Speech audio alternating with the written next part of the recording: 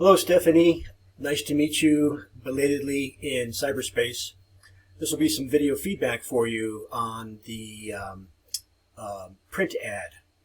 And we've got 4 weeks left. If you need any help, or if I can encourage you, don't hesitate to reach out. I publish my number in the announcements. Until now and the end of the semester and beyond, I bid you strength. Stephanie, you're building, a nice collection of things, and I know it's difficult. I'm assuming that this was probably your silhouette or your mask. I'll open up your Illustrator file. This is what you attached to the discussion board. One of the things right off that I wanted to comment on is this striking use of yellow. Occasionally, a student discovers that yellow and purple are complementary colors. I think I've got that right. And so, that's, although it's not the Amethyst Bay corporate palette, it's a nice, I guess, what interior designers might call accent color against it. You've been able to import the logo, although it looks to me that you have opened up the vectors and distorted it a little bit. Anyway, you might want to re-import it so that it is intact.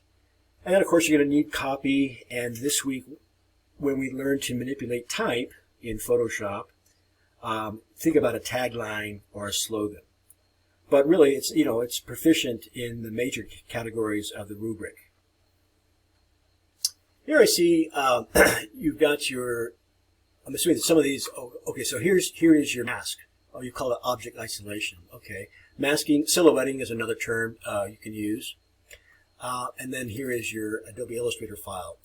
Now, depending on whether you have linked or embedded, I may be prompted for images. Sorry, that's Mercedes Cameron. She's also in this class. And nice, what I'm seeing here, move it around, is a file layer structure, which looks great. And we move that over here.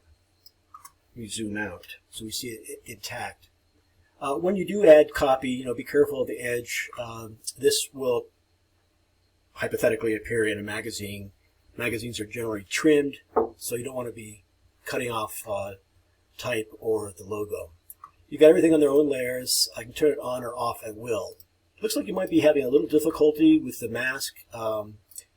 This should be masked to transparent.